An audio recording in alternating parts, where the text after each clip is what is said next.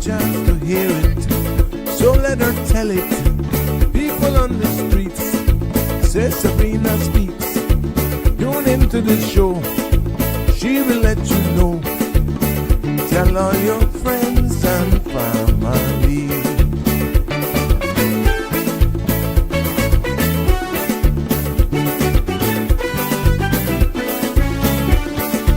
Real talk is no joke. You get the news straight up from grassroots and concerns. You can hear with some people gone. So tell all your friends to tune in to the Good evening, show. Cayman. I'm Sabrina Turner, and welcome to Sabrina Speaks, your daily dose of clarity, truth, and community insights. Every weekday from 5 to 6:30 p.m., we're tackling the issues that affect you, from national headlines to grassroots concerns. Whether you're in traffic or winding down your day, this is your chance to hear it straight and speak your truth. So buckle up, Cayman. We're not holding back. This is the show. We gotta let you know. Now we got to go.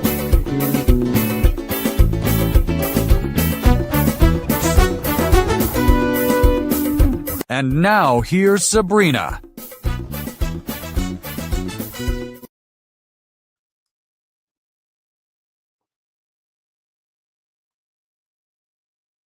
Hi, good evening, everyone. Please let me know if you're hearing me. I am not hearing anything through the board, so I am hoping that I'm coming across live and clear that you're hearing me. I don't know what's happening. That's what happens when you start off a new week, got your entire day planned, but I am hoping. Please give me a thumbs up if everything is okay on your end and you're hearing me, because for whatever reason, I'm not hearing anything come through the board. I'm just trying to get things here sorted. Yeah. Just making sure everything is coming across. It's showing okay, but for some weird reason, I am not hearing anything come across from the board. I'm quite sure as we continue on with the stream, if you guys are not hearing me, you will let me know. Until then, I'm not so sure what's going on. Let me get the links up going here for you. I was just trying to reboot everything, but welcome to another episode of Sabrina Speaks right here on the CMR platform. It's good to be back with you on this Monday as we usher in a new week. As I said, my apologies if there is any issues. Let me send up these links here for a minute. Let me just get these links out here for you. Yeah. So welcome one and all. Welcome to another episode of Sabrina Speaks, Voices of the Islands, Conversations for the World, the podcast where voices rise, stories unfold, and inspiration takes center stage. It's good to be back with you this afternoon. And pretty much with everything that's happening and all of you who are going away, y'all are going away for the summer. We're going to keep it light and pretty much like an open mic forum for the rest of the week. And Connie, please give me an okay if you're hearing me on that end. For some weird reason, I'm not hearing coming out there. But if you guys have no problems with the audio, I will continue going, and then I'll have to just wing it, making sure you ever heard about flying without radar. That's what I'm doing this evening, hoping that all is coming across loud and clear on your end. But for some reason, I did not hear the intro song, which tells me something updated. Oh, thank you. Well, I'm telling you what, I'm winging it this evening. I'm going to wing it instead of having to come out and restart again. So yes, as long as you guys are hearing me, that's all that matters. I will just do it by sight and in faith. But yes, we are back for another episode of Sabrina Speaks. Thank you, Buddha. That's right. She's right there for me. And but I appreciate. Thank you for the feedback. I put up the links there on the CMR channel so that you can go ahead and get the link so that you can join us live. My apologies there, but I don't know what's going on behind the scenes. But yes, loud and clear. Okay, there we go. It's just on my end. Probably sometimes not so bad. But yeah, starting off a new week, new challenges, and it's just how you deal with it. You just take it one step at a time, take it step by step, and I'll do the whole reboot again, only after 7, hoping that it holds up for me there. And should we get any calls or anything like that, everything is lined up here.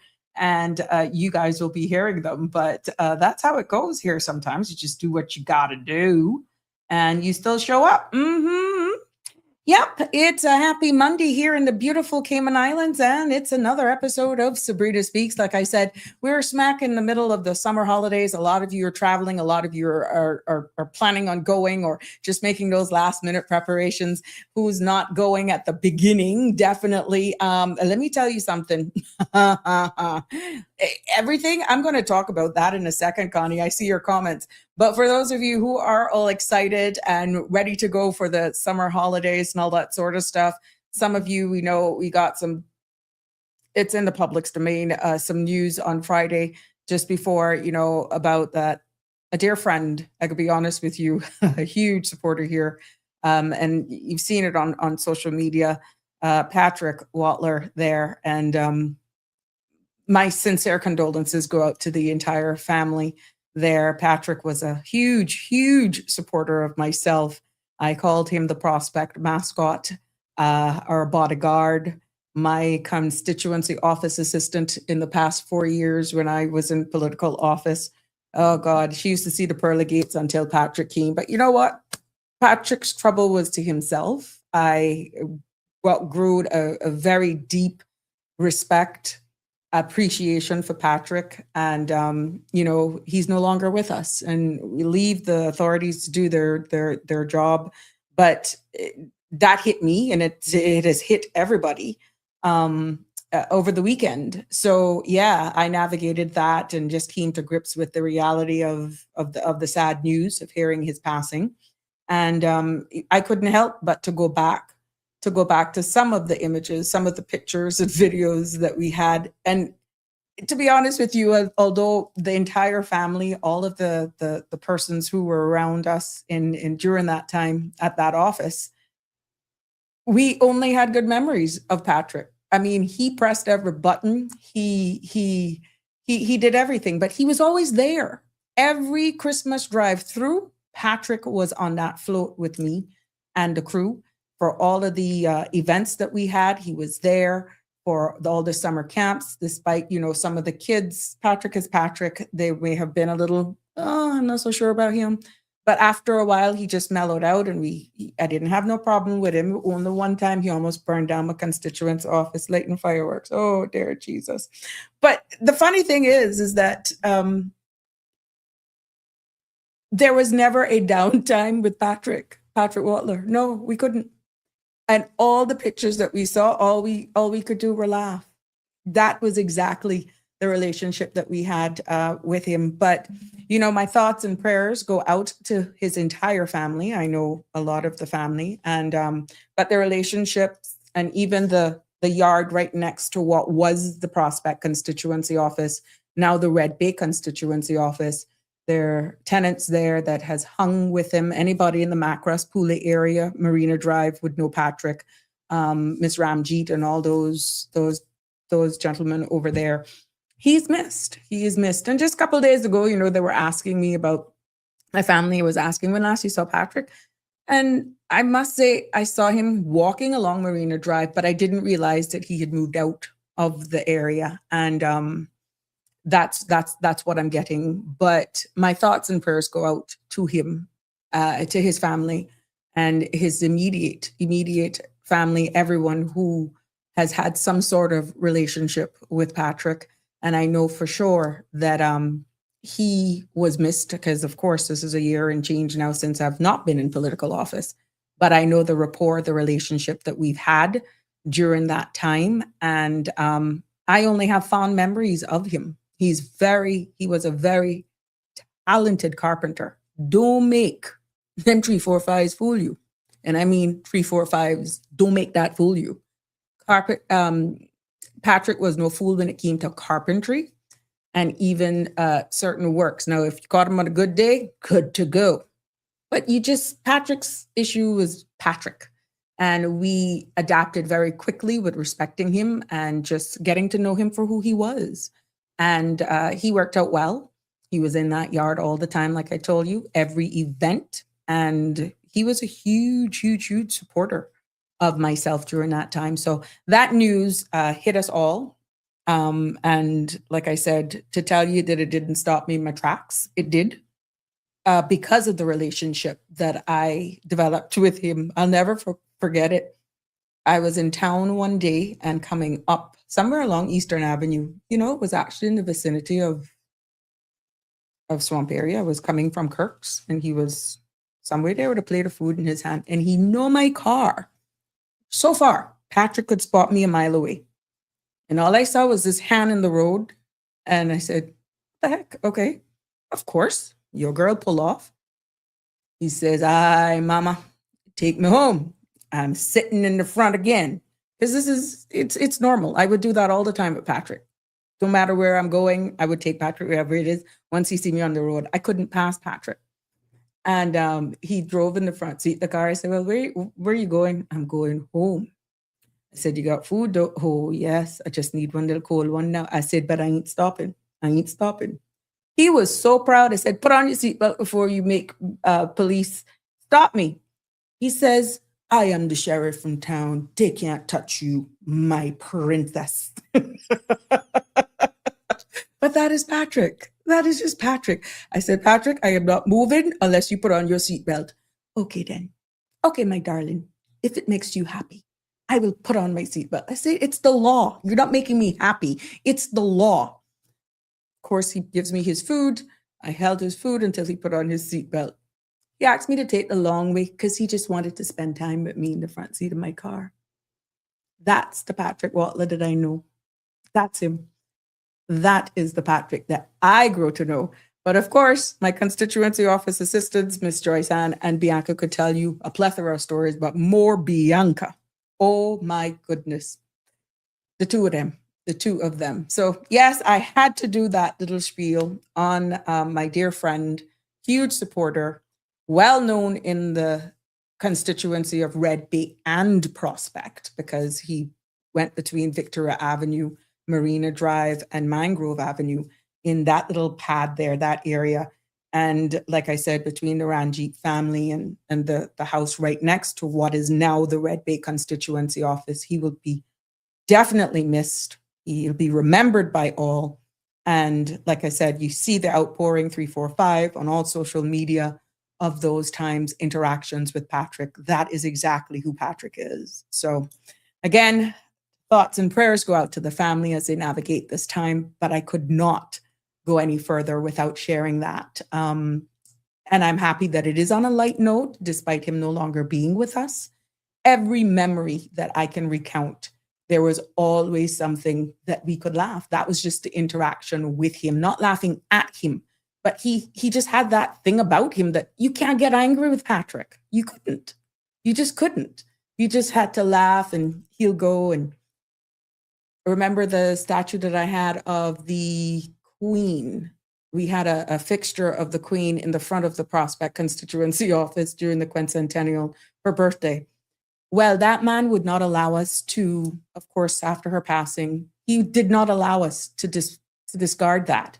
People may have seen that on the side of the road on Marina Drive, and it was Patrick. He refused to let us dispose of that, even though we were doing it with dignity. And that was just who he was. He was proud of his 345, not only as the 345 in the can. Oh, Lord, he was very patriotic with the 345 in the can. But he was honestly a true lover of Caymanian, proud to be Caymanian. And he held up that flag, and he wore that with pride. So like I said, for all of those who've had relationships with Patrick, you know exactly the character, the personality, the core spirit that we had. And I'm just so happy that he was in my life so close during that time. And, huge supporter. So yes, let's move on right now and get into a start. Like I said, for those persons, I'm being told that they're hearing me fine.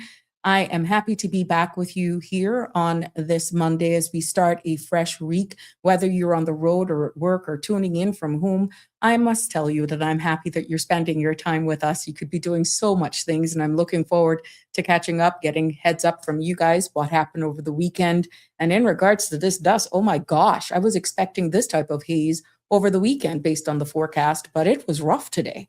Yeah, Connie, I agree with you. So, yes, and I'm also seeing a lot of commentary around the driver's license and whether it's discrimination, whether it's legal, is this against human rights? So I'm going to revisit that just for a little bit because the comments around it is becoming really loud, to be honest. And I think it's worth going into that with you this evening. But of course, as we look into the next 2 weeks, this week and next week, we're going to pretty much have it at a more drawback unless there's something pressing, something specific that you would like us to go in. It's going to be that free for all open mic style segment. You're free to call in and we're going to take it from there because it's summer. Why not chill out? Now, why not relax? Even though I will have ready content for you, we're not going to be so rigid. Take it into this week and next week. Because the first week of August, I will be taking that week off right now. So I'm giving you notice. First week of August, I'll take the week off and then come back. And I'll be here with you for more. But before going into the crooks and crannies of today's show, please remember that the views expressed by callers, guests, and online commenters are their own and not those of Bridge Media Limited, its affiliates, or the Sabrina Speaks show, neither the host. This program is for general information only and not a substitute for legal, medical, financial, or professional advice. Now, all participants are reminded to speak responsibly and respectfully, and any content that is defamatory, discriminatory, or unlawful, or even harmful is strictly prohibited and will not be endorsed or tolerated. Now, listener participation implies acceptance to this disclaimer. You're continuing on whatever platform you're streaming us live on from, you're accepting this disclaimer here. 345-936-8255 is the number to call to be a part of the conversation. You can also WhatsApp me as well. I'll be more than happy to anonymously take your WhatsApp and share them with us here on the Sabrina Speaks platform. But please make sure to continue to follow, like, share the page with your friends. So when you're always notified and you're never going to miss an episode of Sabrina Speaks. We're continuing to build this space here one episode at a time. Now let's see what's happening with the weather forecast tonight. Compliments of our friends there at the Cayman Islands National Weather Service. Here's your forecast for this evening and into tomorrow. The synopsis is calling for a tropical wave that is approaching the Cayman Islands with an increase in chance of showers expected by early Tuesday. Upper level conditions could lend some support for the development of a few isolated thunderstorms. Gusty winds with moderate seas are expected as the ridge of high pressure still maintains some influence over the Northwest Caribbean despite the passage of the wave. Now, the forecast for tonight is calling for partly cloudy skies with a 20% chance of showers and thunder. Temperatures will fall near the low 80s and winds will be east 10 to 15 knots. Seas will be moderate with wave heights of 3 to 5 feet. The forecast for tomorrow is calling for partly cloudy skies, becoming cloudy with a 30% chance of showers and thunder. Temperatures will rise near the low to mid 90s with a heat index of 107 degrees Fahrenheit. Now, winds will be east 10 to 15 knots with higher gusts, and seas will be moderate with wave heights of 3 to 5 feet. There will be a high tide at 9:34 this evening, a low tide tomorrow morning at 3:44, and another high tide at 9:06 a.m. Sun will set this evening at 7:06 and rise tomorrow morning at 5:56. Now, the outlook is calling for similar weather through Wednesday as a tropical wave lingers west of the Cayman area. Upper level conditions will remain supportive of a few isolated thunderstorms throughout that period. There you have it there. Thank you for our friends over there at the Cayman Islands National Weather Service for keeping us up to date and bringing us all up to speed with our forecast. Yes, for tonight and tomorrow. Let us see what's making local headlines news this evening on the Sabrina Speaks platform as we continue to come in here on this fabulous Monday, I call it. Whether or not you're ready for it, it's already here. And guess what? your 9 to 5, it's over. Local news making Sabrina Speaks today is, yes, the Ministry of Health is investigating a single confirmed case of Legionnaire's disease with environmental sampling identifying Legionella at Anthony S. Eden Hospital. Now, public health has ordered immediate closures, remediation, and water shutoffs in affected areas until follow-up testing confirms they're safe. Now, officials note that detecting Legionnaire in the environment does not mean illness will occur, and there is no evidence of wider public risk at this time. For further information, the public can contact Public Health Department on 244-2889 or 244-6221. The Royal Cayman Islands Police Service has arrested and charged a juvenile male in connection with several vehicle thefts reported between February and July of 2026. Now, charges include aggravated trespass, multiple counts of theft, and damage to property relating to stolen motorbikes, a Honda CRV, a Honda Civic, and an e-bike across Georgetown, Prospect, and Windsor Park. He is being bailed with strict conditions and is scheduled to appear in court on Tuesday, July 21st. In other local news and from the Royal Cayman Islands Police, they have reported that shortly after 8 p.m. on Friday, July 10th, officers stopped a vehicle in central Georgetown and recovered a quantity of suspected ganja, arresting the occupants for drug-related offenses. Follow-up inquiries led officers to a residence in Windsor Park where a man wanted for assault was arrested for further quantities of suspected cocaine, ganja, drug paraphernalia, and suspected firearms were seized. Additional searches in West Bay on July 11th resulted in more suspected ganja being recovered. All items have been seized and investigations continue. The Royal Cayman Islands Police Service also warns the public against sharing unverified information and confirms that Michael Golab remains wanted. In other local news, we see where Juliana Myers has been crowned Miss Universe Cayman Islands 2026, earning the chance to represent the Cayman Islands on the global stage later this year. Myers impressed judges with her poise, confidence, and cultural pride throughout the competition. Organizers also recognized the strong performance of all contestants, noting their dedication and professionalism. Myers now begins her year-long reign as she prepares for the International Miss Universe pageant. A routine mosquito control inspection turned into a life-saving moment when MRCU officer Von Dante Leslie noticed a resident in distress and called emergency services. Now, the woman known as Miss V was struggling to breathe, and Leslie stayed with her until paramedics arrived. She says his quick action and genuine care made all the difference, and he later checked in on her recovery.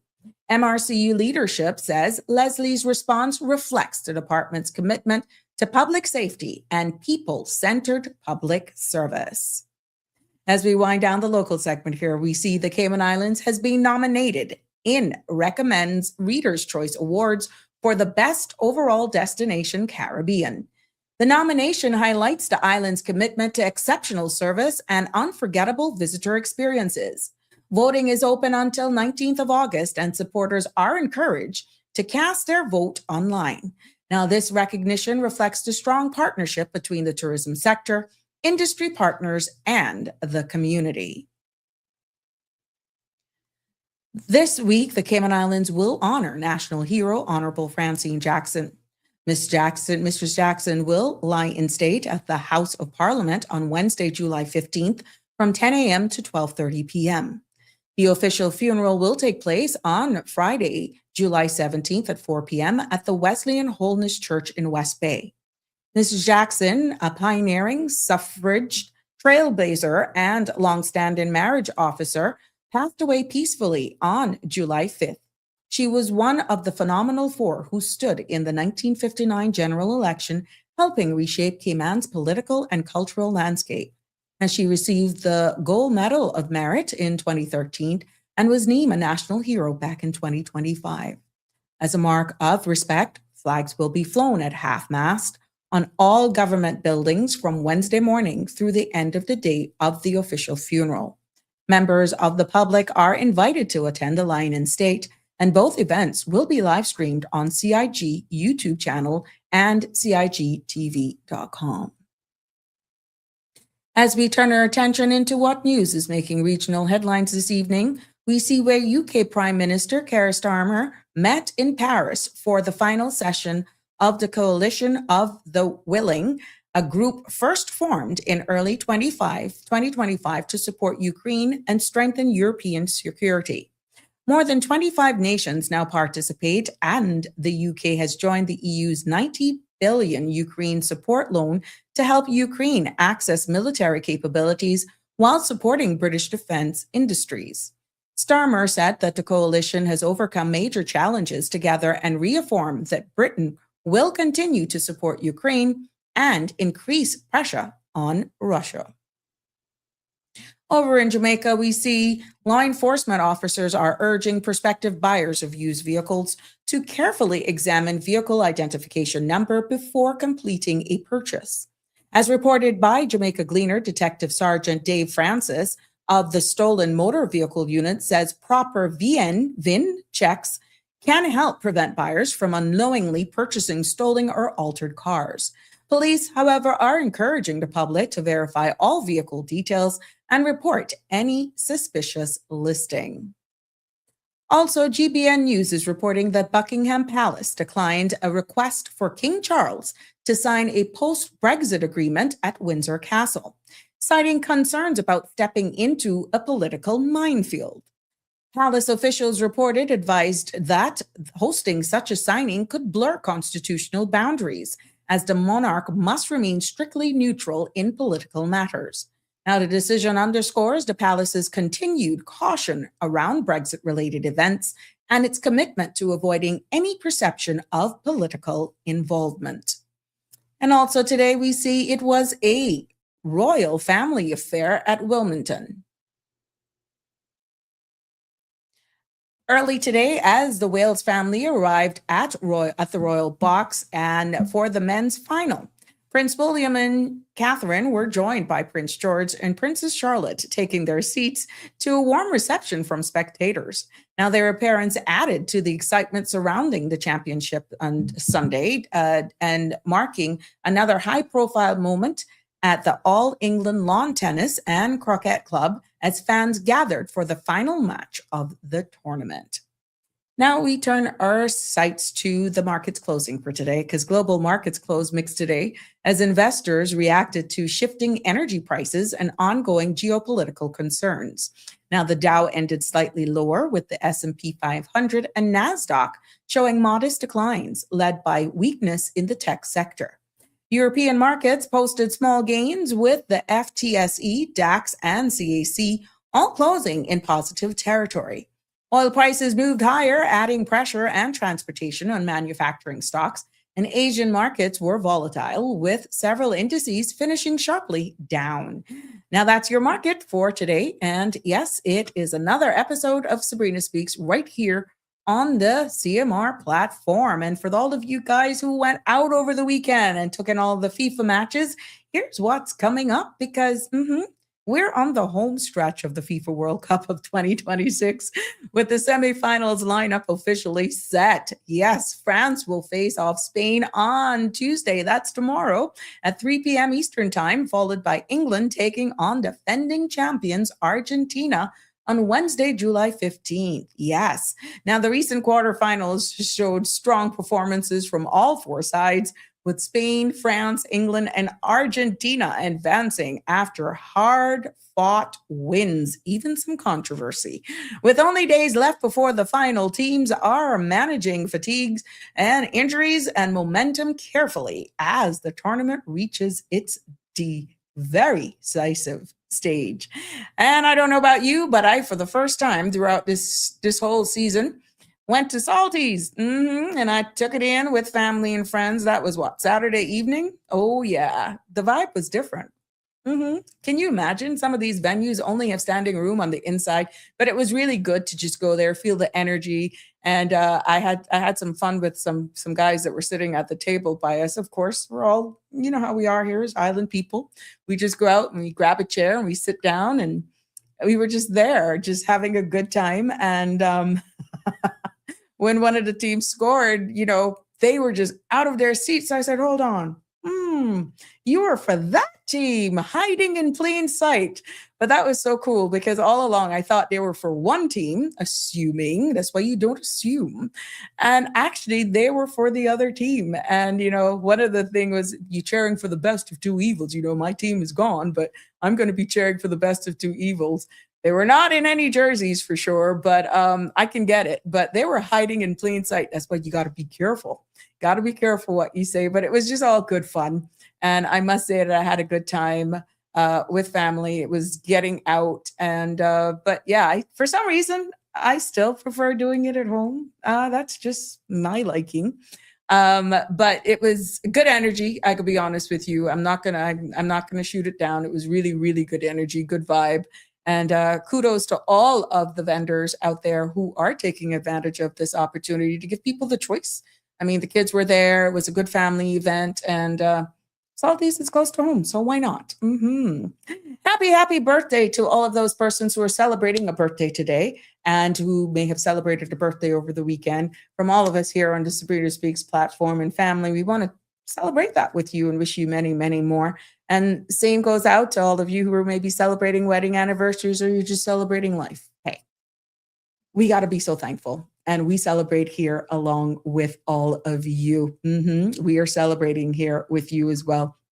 Like I said, we have those who are amongst us that are mourning the loss of a loved one.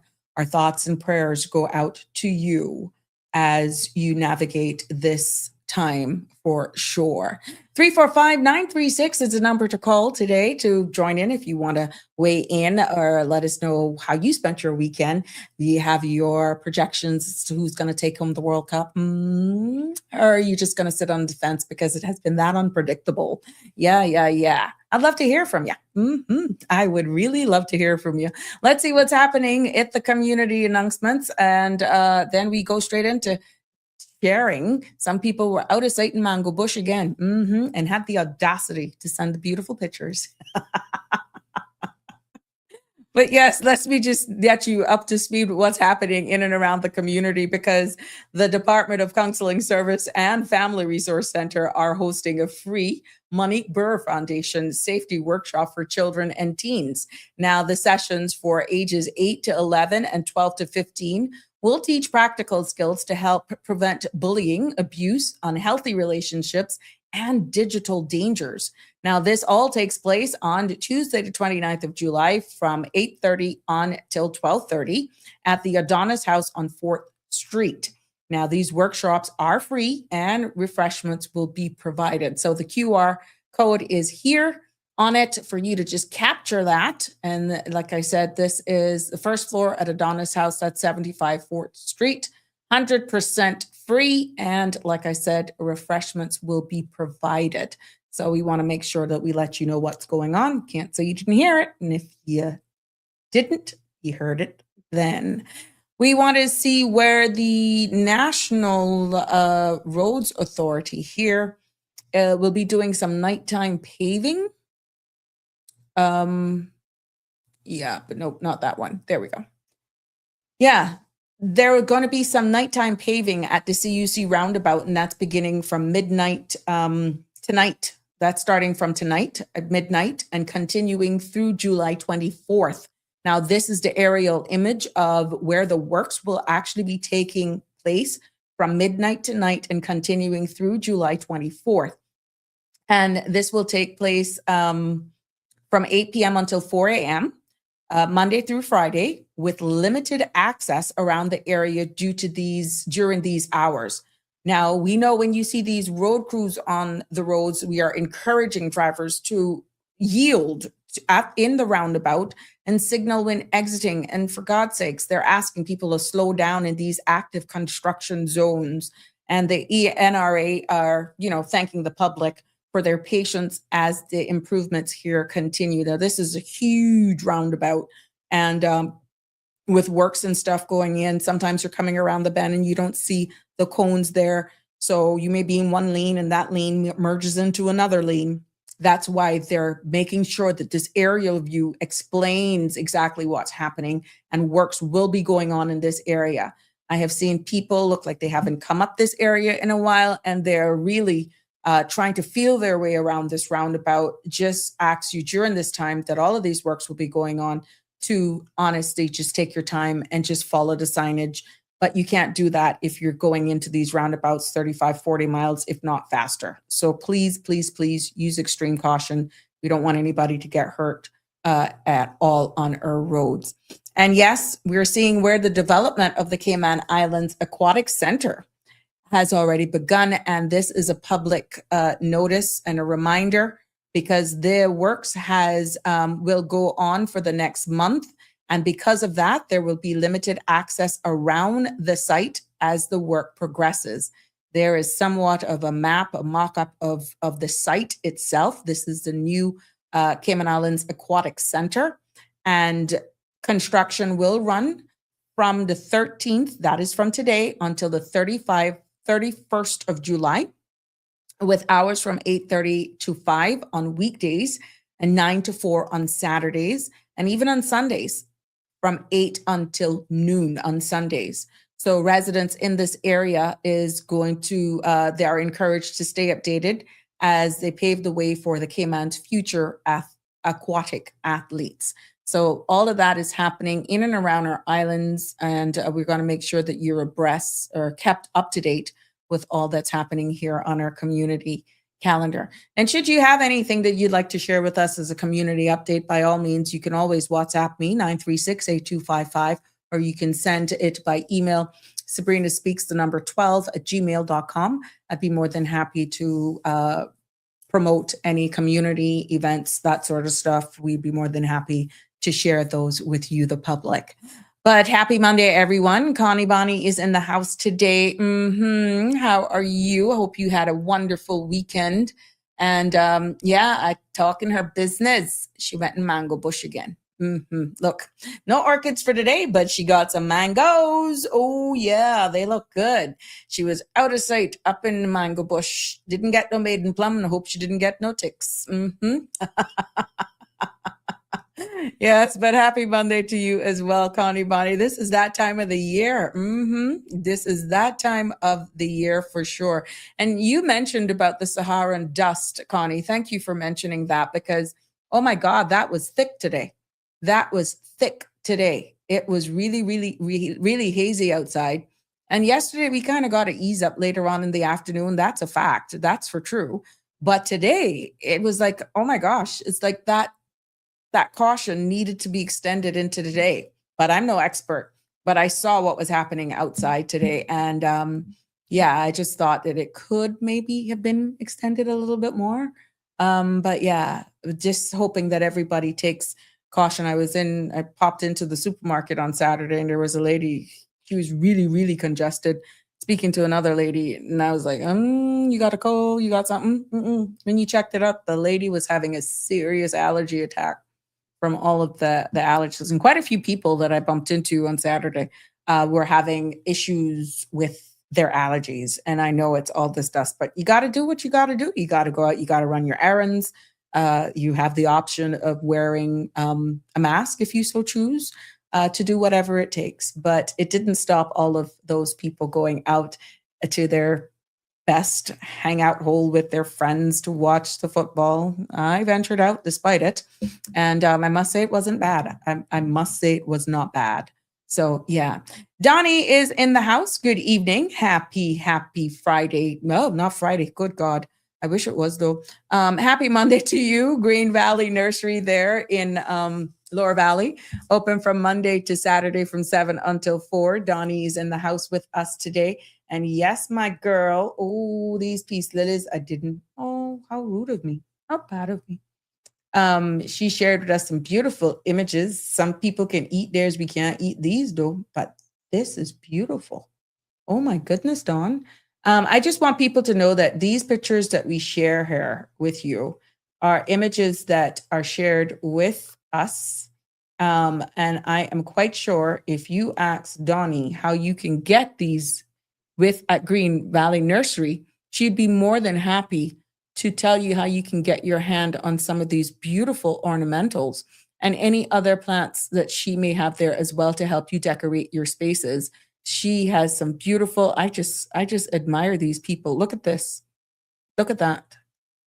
That's at Green Valley Nursery. You can get, these are peace lilies. Yeah, peace lilies and orchids and all of that sort of stuff is out there. But like I said, on your way going to Boddentown and Lower Valley area is Green Valley Nursery. You can't miss it. The sign is right there. If you want to get your hand on some of these beauties, you can go and pay them a visit from 7 until 4 in the evening. Maybe you want to just grab, instead of going up in the traffic and sit in your soul before you get home, pull off and visit Donnie between those hours, Monday to Saturday, and see how she can transform your space with some of these beautiful ornamentals, unlike some people who rambles up in mango bush. Yeah, well, I guess according to Andrew, you can eat these, but hey, nothing wrong with decorating a nice space. But thank you, ladies, for your dedication. I appreciate your content. I call them my content creators in bloom. And if you got a beautiful scenery, some of us even want to share food. They tease us. They tease us with their food images. We are appreciative of that as well. Damien Henry is in the house with us. How are you, Damien? Hope you had a good weekend. And that's a part of our UK family over there. And he's saying, good evening, all. An investment in knowledge pays the best interest, yielding dividends that last a lifetime. Unlike material wealth, knowledge grows with every experience, empowers better decisions, opens new opportunities, and creates a lasting legacy that can never be taken away. It is the one investment that continues to enrich both the individual and those around them for years to come. I tell you, Damien, oh, you got a words, man. You got a lyrics. You got the lyrics. You dangerous. Happy Monday to you too, Andrew. It's good to have you with us in North Carolina. Love is in the house as well. North Carolina love. That's Marshall. He is joining us from North Carolina. Yep. Good evening to you, Annie, as well. Connie's killing herself. Look at them side eyes. Yes. Oh my goodness, that is something else. But it's good. It's good to be back with you. Like I said, I've been following, let's just get into it. And again, feel free. Feel free. We're going to be easing into all of these episodes for this week and into next week.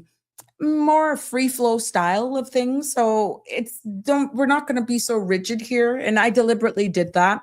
But if there's something that comes up and it requires some expansion or expounding on, I'm more than happy to bring it here.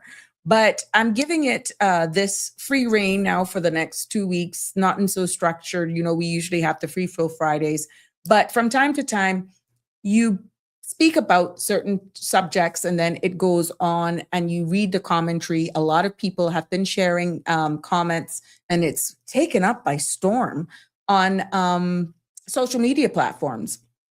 And what I'm talking about is the 2-tier driver's license fee system. You might say, oh God, you're not going through that again. Oh, well, trust me, I have to revisit it, but looking at it from a different perspective, because more and more what I'm hearing in the comments is discrimination, illegal, against human rights. And let's not confuse the two, and let's put it a little bit into the Cayman context, because I can understand why persons would look and feel that way. Because even though the Caymanians are like, whew, thank God, those fees aren't hitting me. Even locals are saying it's a little bit too high. This is in the public space. And I just thought it would be easy to revisit this again, not to go line by line like what we did. No, but to do a more laser focus into the social media, some of the reactions about, it has been loud and emotional, and the discrimination side of things. Others say it's cost of living with some of the commentary and just a government managing how they collect revenue and designed. You got to rightfully say it. We got to pay the bills. There's no free lunch. When you look at it from another coin, from the other side of the coin, it could be looked at as a revenue measure designed to protect Caymanians. And some say it does all of the above. So I thought it would be wise for us to revisit it and understand, because there was even a statement made by the Attorney General, and break that down into what that means, and until it's proven otherwise by a court. And some of you may say, well, that's a little cocky. It's either legal or it's not. Well, that's exactly what he's saying, but in a more refined legalese term until it's challenged. It is very much legal in a very quick response. So I thought it would be worth revisiting that based on the traction that it has gotten on social media. You're seeing the comments, and I'm here for it. But if you want to weigh in on it, give your perspective, weigh in, be it on the comments, we're more than happy. Or should there be something else that's just nagging you, bugging you? By all means, 345-936-8255, WhatsApp, call in, join in on the live, or you can bring your comments, ask your questions online here. We will do our best to try and address them and then keep you included in this live online discussion here on Sabrina Speaks. Keith is in the house this evening. Hey, Keith, how you doing? He says, I have a question. Why are people afraid to fear God and obey his commandments?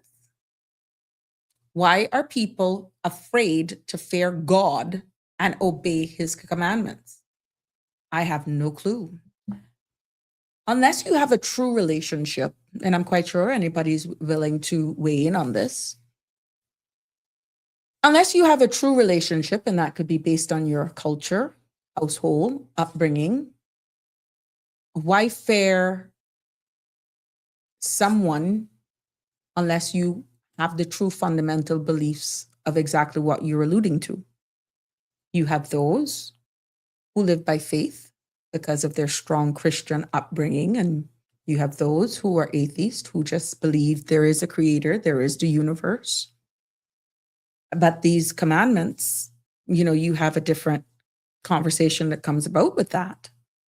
So it's not a matter of who fears. You have a lot of people based on their beliefs, their Christian upbringing, that actually do fear God and obey his commandments. But not everybody is the same. Not everybody's the same. And you have those that are just neutral. They know that there's a higher being. They know that there's some creator out there. But then when you look on the other spectrum of things, you have those who just live. They just live because we're all here. We're somebody's story. I've heard people have said that. We're somebody's script. Like there's some big architect that is pretty much has us like all pieces on a chessboard, if you could use that analogy, and that we're just somebody's dream being played, and that there are other beings out there. And you're seeing where now all of this stuff is coming out of the US with extra terrestrial activities that is happening, that we're not the only one in this universe. So to say, why are people afraid to fear God? Why are people afraid to fear God? Meaning, why aren't they fearful of him and obey his commandments? Because people have choices. When you look at a certain age right now, Keith, and you look at even the Gen Zs and all that sort of stuff, very few in that percentage. They may have a Christian upbringing, but I can assure you, check the children of the 60s and the 70s and maybe the early 80s who had to attend church. Can you say that that is the case of the 1970s, 80s offspring, that they mandate their children to go to church? No. It's a difference, big difference. And I think now with social media and all of the online thing that started from the time we actually went into lockdown, you have persons who are immunocompromised and all that sort of stuff. This thing of watching church service and being a part of a congregation through online platforms has even further diluted. We have, in many cases, some of the congregation have seriously dwindled down because of, I can say it, oh yeah, rollover, people migrating, and we're seeing fluctuations in numbers, even in how our congregation looks. So to me, general, it all depends on what your background is like, your culture, where you're from. Here in the Cayman Islands, we are founded on the true principles. We're saying we're a Christian nation. I, for one, was raised up in an Adventist home. Those teaching does not come away from me, but you will never find me ridiculing any other person. You will never find me ridiculing. Each person has their choice to make, because at the end of the day, based on my beliefs, if once revelation fulfills, the Bible, that was my teaching, everybody has to stand and give account for their own actions. I'm not going to criticize you for your upbringing, your teaching, nothing like that.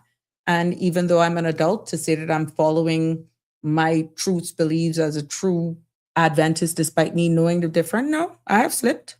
I've slid, but I know my heart. Oh yeah, I know my heart.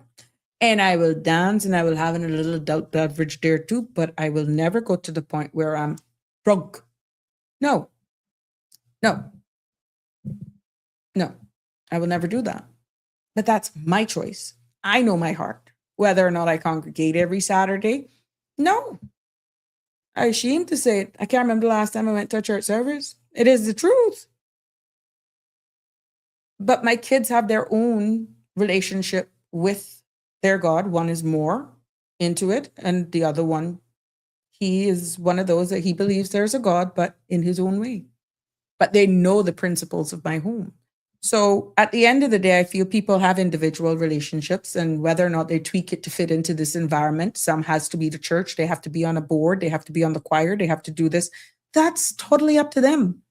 But that doesn't make them, in my humble opinion, any more a staunch believer of Christ, Christian, as what one defines a Christian as, because I'm not on a church board, because I'm not singing on a choir, because I'm not showing up every Saturday or Sunday, whatever day it is. My relationship with God is my business, and he knows that. And I feel that that's all that really matters. I give back to the community in many ways without being publicized. And you even have some people that are questioning the 10% of your wages for tithes and offering, but let God judge that person if they're doing untowards for it. So I know that's going down into a rabbit hole, but to say broad, I feel it has to do with your upbringing, your culture, where you're coming from, and whatever beliefs you have. Christianity is a fundamental of who we are as a people here in the Cayman Islands. But because of the melting pot that we are in, we are seeing other religious people joining us. And that's where we're having the mixture, which is why we're grappling right now, going back here with this topic of Sunday trade. If we're saying we're an inclusive society, then what for those non-believers?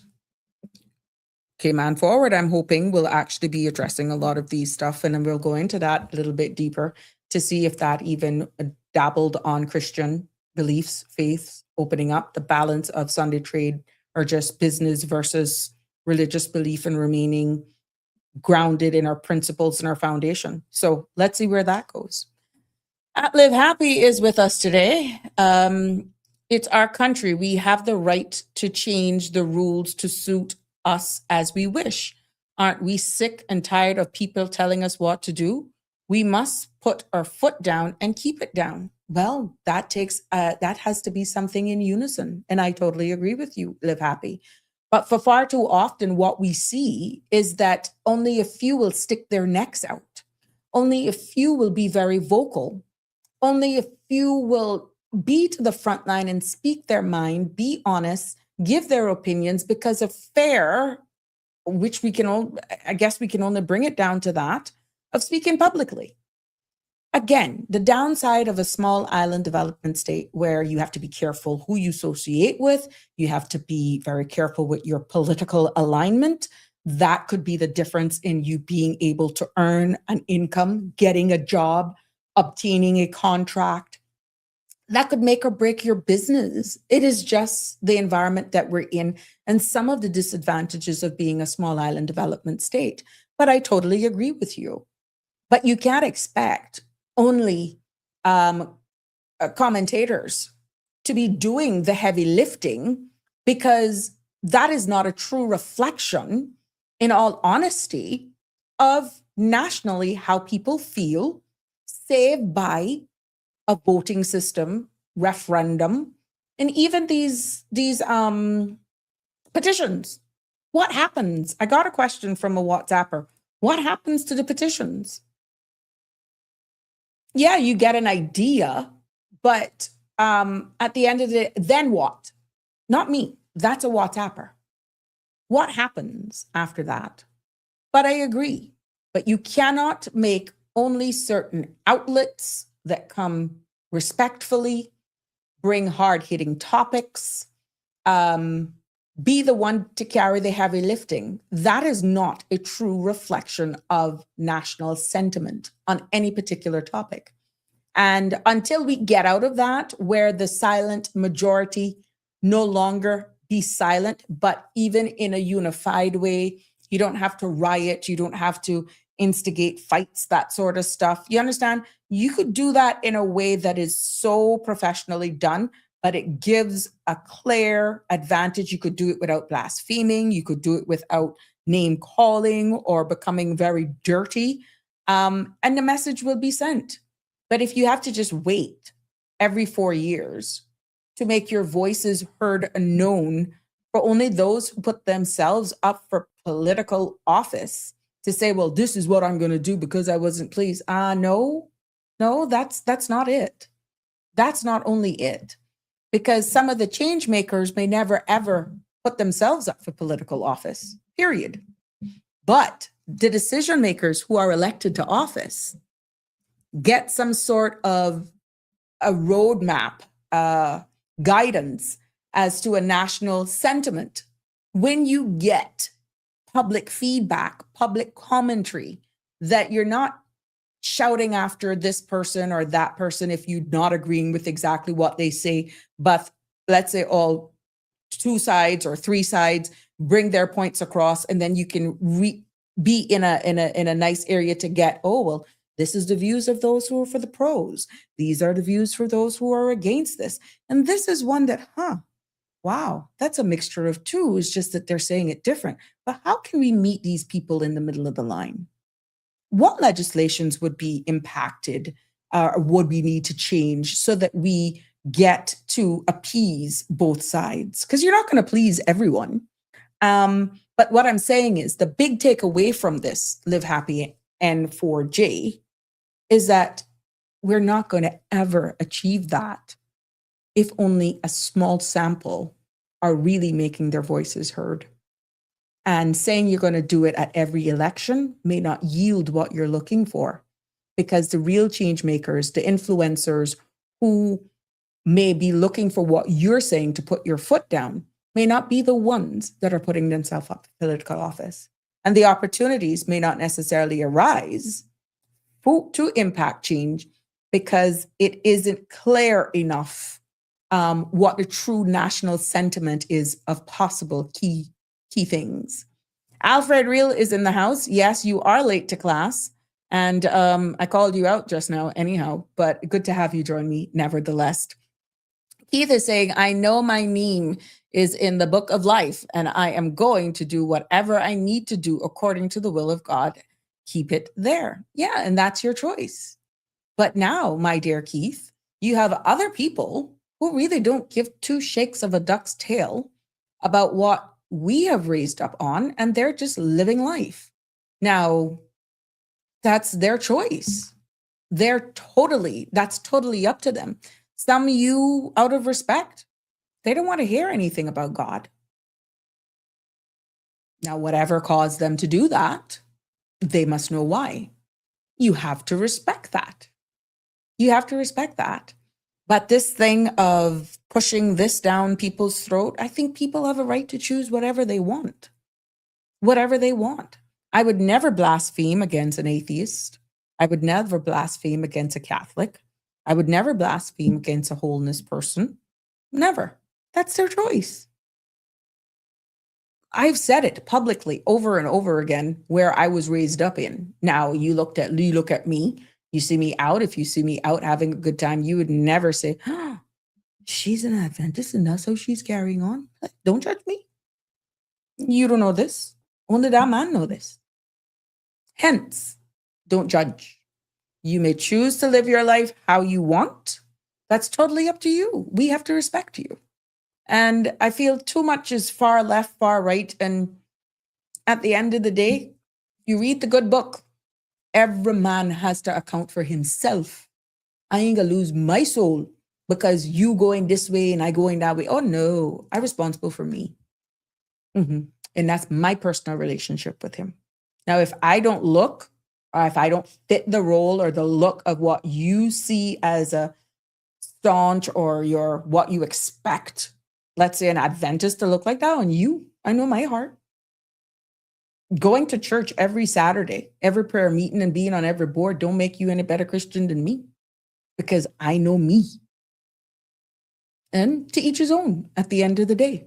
But one of the things I don't try to get involved in, I can be honest with you, is religion. No, that and politics, you got to be careful. But politics automatically follows me. Even today, I met up with a very good friend and I was so happy to catch up with him. And, he's big into current events and stuff. And it felt like minutes, but that's how long we were talking.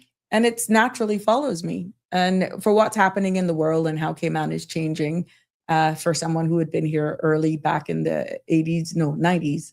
And what we're seeing, it was just amazing catching up. And yeah, we are changing and people are more liberal. They're more free. They're more, they want that freedom of choice. And what we're getting is they want to see that reflective in a lot of legislation as well.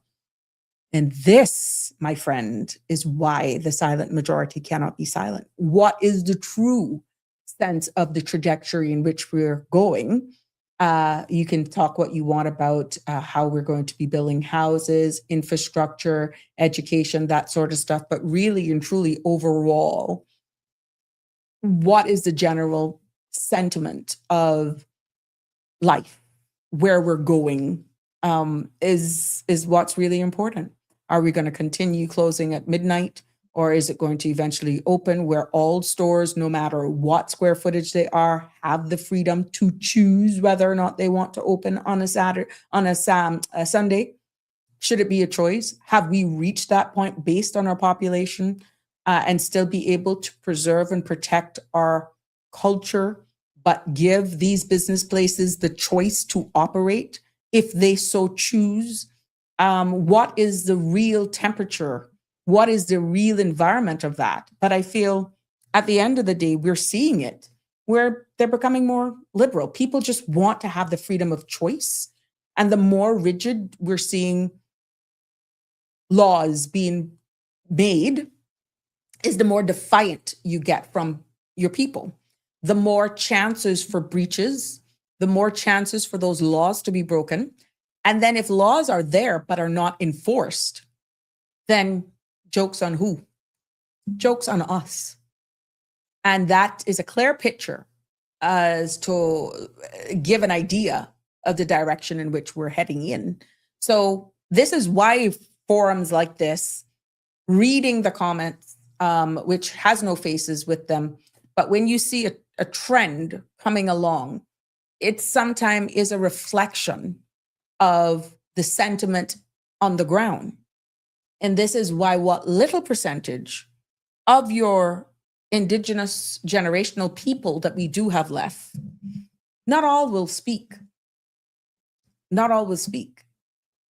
And that will get hidden. Sorry about that. That will get lost at the end of the day because we choose not to speak on things that is very important.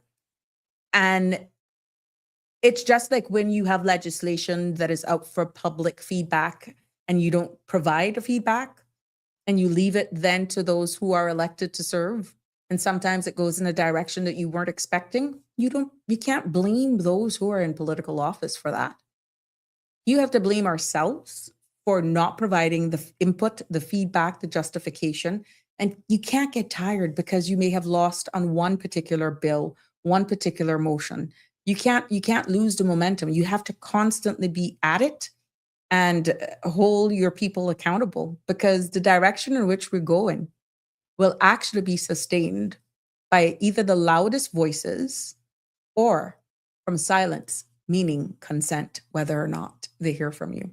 So I think we're at a crossroads here as a jurisdiction, and it's very important that people find their voices, trust the system, be more, how can I put it? Because not everybody's going to speak publicly, but a lot of people are very opinionated, but in the shadows. And they will send somebody else to do the grunt work for them. They will send somebody else to go and speak on a topic, and they're fearful of speaking out for themselves, which is hard to gauge. And this is why politics in this country is very hard to read. It's very hard to read. We're different. Live Happy N4J, that comment was in relation to the driver's license fee increases. Well, I'm going to go into that, but thank you. But that allowed me then to go deeper into it. And but the discrimination, thank you for clarifying that.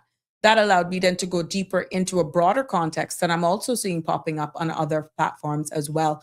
But we're getting there, because we're going to break that two-tier down, and the discrimination against human rights and all that sort of stuff is coming. But it's nothing illegal so far that has been done, unless it has been challenged or proven otherwise by a court. Wake up, the Cayman Islands. Good day to you. And Damian Henry saying, expectations is one of the biggest issue in today's society. Everyone should have a choice to make their own decisions based on their values, beliefs, and desires without being forced or controlled by others. Mindset is everything. You're right. Your mindset is everything, and how you perceive things. And clear communication is also very important. But as we go into this, and where is getting the biggest talk, to be honest with you, is these fees that were put in the public's domain of the driver's license. And we kind of grazed this on Friday, in Friday's show. And I am talking specifically about the two-tier system. Yes, because you have right here, let me put it up here for context, make it make sense. Yeah. The discrimination part is really what's sounding loud. Because here again, we see where the 3-year license for non-Caymanians will cost $600 compared to $75 to Caymanian. And then we see the 5-year license will cost $1,000 for non-Caymanians and $125 for Caymanians. The 10-year license will cost $2,000 for non-Caymanians and $250 for Caymanians. Then we see the driving tests, $200 for non-Caymanians and $50 for Caymanians. Now, non-Caymanian spouses, as we stated, and as in the public's domain, and civil partners of Caymanians qualify for the Caymanian rates now. So you can be the spouse of a Caymanian, do not yet have Caymanian status. You will be paying the Caymanian rate. You may be the holder of an RERC and even your dependents, but do not have status yet. Once you are a resident, these new fees now will be applicable to you. And as we shared here, that the government is expecting $9.6 million annual revenue if this holds.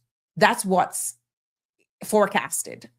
So, the rationale behind all of this, based on the perspective of looking at it from discrimination against human rights and all that sort of, which I'll break that down. The rationale was really to protect Caymanians from rising costs, increase government revenue without burdening Caymanian households. And it also aligns the fees with the 2026-2027 budget strategy that was tabled on the floor of Parliament. They told you all that this was coming. Now, we've seen where it was only strictly for Caymanians, and then we had the public feedback and pushback Well, it's going to impact my husband, who is not yet Caymanian, but he is RERC. That's going to impact her household. And now the changes that was made from what was proposed, it has been extended to those persons and their dependents who are residents as well. But when you hear the word discrimination for this, let's understand whether this is discrimination. And because of that, I'm seeing this word being used very loosely for this context. And let's just try to break it down as best as we can. When you look at legal discrimination versus social discrimination, it's two different things. And I think that's what we are having to zoom in on here. Because legal discrimination for this context refers really to legislation, refers to laws or even policies that treats groups differently based on characteristics such as their race, their nationality, their gender, their religion, or other even protected traits. But not all legal distinctions are unlawful, okay? We see where many countries differentiates between citizens and non-citizens for those countries that have taxes, benefits, and just like what we're doing here, in this case, fees.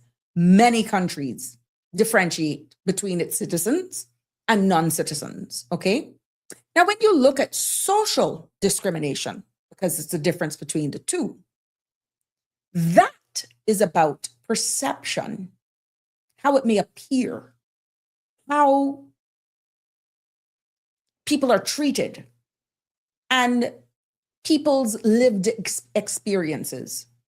And social discrimination pretty much is like a policy that may be legally permissible, but still feel discriminatory. Yes. You may still be felt discriminated against because of those specific persons that are affected. Now, we can dig deeper into this and even go as far as human rights standards in this context, because under international convention and even on a civil and political rights platform, we have seen internationally where governments have the right, as I alluded to treat citizens and non-citizens differently if the distinction is based on reasonable and an objective criteria, and if it serves a legitimate purpose. Remember, these fees increases, like some of those even with the immigration side of things, were all a part of the budget, the forecasting, revenue generation, right? And when you have our very own Cayman Islands Attorney General has already made it clear and has stated that there is a presumption, quote unquote, a presumption of legality unless a court rules otherwise. Some of you may say, well, he's not wrong. He's not wrong when he says that. What a presumption of legality means, really, is one, once government passes a law or a regulations that it is automatically assumed to be lawful, enforceable, and valid, right? Nobody, not the public, not social media, not commentators, can declare it illegal just because they disagree with it. Okay? Based on what is said, presumption of legality. Number two, only really a court can decide otherwise, which is exactly aligning with what the Attorney General has said. So if someone believes that the law violates human rights or discriminates unfairly or even breaches the Constitution, it is up to them to take the matter to court. And a judge then reviews the law, and that judge then decides whether it's legal or unconstitutional. Until that happens, my friend, like this, the policy and the law remains in full force. Now, hold on. It doesn't mean that the law is perfect. Just that it's legally standing unless you prove through a court otherwise. So, presumption of legality does not mean that the law is morally right or popular or even fair. It simply means, in this case, that the legal system that governs the Cayman Islands, governs our politicians, governs our leaders and our civil servants, that the legal system recognizes as valid. And until that is challenged, you can't prove otherwise, right? So if every controversial law is considered illegal because of what we're seeing coming out in the comments, the moment people dislike it, then the system in itself would collapse. Yeah.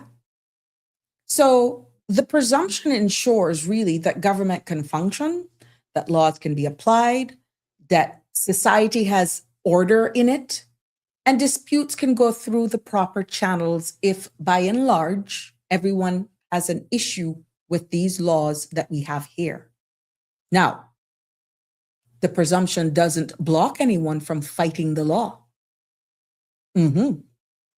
It just sets the starting point for it. And it's everything else is legal until a judge says otherwise.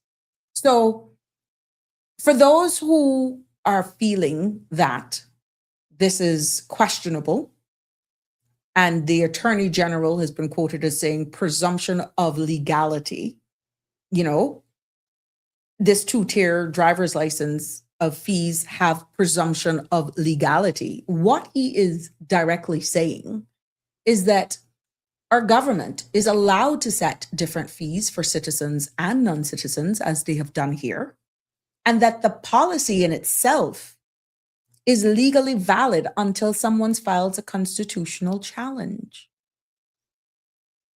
I can feel the hurt. I can feel the pain on all of the social media platforms. But those opinions do not challenge the legal status of the law at all. And unfortunately, only the courts can decide if the policy crosses into discrimination or even human rights violation in this case. So what this, because some of you feel like, you know, it's just too far off. It's like they're not understanding the impact when the statement of you know, until the courts feel otherwise. This law is in effect and will go in effect as of the 1st of September. And unfortunately, if you think it's wrong, all they're saying, take it to court. That's the proper place that will make the decision. So another one that comes up is it discrimination then? Again, differential in fees for citizens versus non-citizens are generally allowed under any international law. And many expatriates right now are going to be feeling the crunch for this. Many of our expatriate workers may experience this as discrimination because you're seeing it through their lens, and because the fee difference is quite large, up to 8 times more in some cases, and because some Cayman, our economy itself relies heavily on imported labor. This is where we're seeing the tension is coming out, and why some are calling it discrimination. Some have even said about there could be a breach of human rights And breaking that down, we have to understand some of the principles, the human right principles that governs that context in order for you to cast that assumption on what is coming out of these new fees that are set to come into effect as of the 1st of September. Wake Up Cayman is saying the fees look fine to me. Compare them to other countries. It adds values to the privilege to drive in Cayman. I expect the drivers will drive more careful. Oh, I wish to Christ. I don't see that on the roads. And that was just me being out there today. They're like maniacs on the road. It's like you're in a 40-mile zone and people are doing 50, 60 miles on the highway. I mean, it's like there's no one paying attention to the speed limits anymore. And those flashing lights that shows the speed that you're going, I swear, people just want to see how fast they're going when you can actually do that on your dash, but they like to see that flashing light. And it's way over the zoned speed limits. So I think we have a culture issue here. I think we have a accountability issue here. We have persons who just not respecting what's happening on the roads. And I don't want to go too far down that rabbit hole. And I do not know what it's going to take in order to nab some of these people. But common sentiment that's on the ground right now, only now we have people not paying and renewing their driver's license, licensing their cars, that sort of stuff, which is an issue for persons who may get in accidents and being hit by someone who their car is just not insured or not even licensed. Then you have to deal with that person on a civil matter. And you only find out that you're operating a vehicle that is not licensed or insured when either someone hits them or they hit someone. And then what? That could be a loss of life. You could change somebody's life for the rest of their life. They could take you for everything that you have and what you don't have just to prove a point. So I feel at the end of the day, the fees may be what they are, but the big question is understanding also the principles of human rights. And is there a breach based on this, based on what commentary we're getting? Live Happy N4J saying there's a difference fees at events, for example. There are different fees at events, for example. One fee for an adult, one fee for children. And in other areas, discrimination happens across the board. Discrimination is not a bad word. Thank you for that. No, it's not. And it all depends on the context that we're using it in, to be honest with you, N4J Live Happy. And this is why it's important to understand and identify those human right principles in this specific context, because equality before the law is very important. And what we're seeing when governments make these moves, of course, they're going to be advised. And I hope to God it doesn't make the floor of Parliament without consulting the Attorney General's chambers, because that's what they're there for. And what we're seeing in these principles where human rights are concerned is that governments must treat people fairly. But they are allowed to create distinction between their citizens and non-citizens as well. That's allowed. We're also seeing where the differential treatment becomes discrimination when it is arbitrarily, when it is unreasonable, when you can prove that it's lacking legitimate purpose. In this case, that could be more than proven. When you can prove that, targeting a specific groups of persons. Yeah. Or all of these things. These are just examples, right? And then you have a case where policies, again, should not push people. Listen to this one. When you come about the economic rights and dignity, you shouldn't see where policies being made, whatever policies are being made, should not push people, individuals, into poverty or create even barriers to basic participation in the society. And In this particular case, based on international standards, and people are, it's alleged, accusing that we in the Cayman Islands and this policy could actually be breaching human rights. Based on international standards and what I could find, there's no clear breach. No clear breach is evident here with what our government has done. The policy distinguishes based on citizenship, not race or ethnicity. So there's no breach in human rights. And the stated purpose for which the government is doing it, revenue generation and protecting Caymanians. And that, my friends, is not considered a legitimate governmental aim at creating or being in breach of any human rights.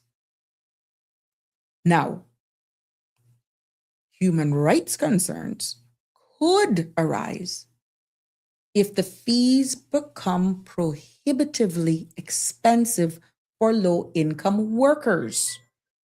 And you find where those workers cannot reasonably access transportation needed for their employment, and that the policy is disproportionately affecting vulnerable groups of these people.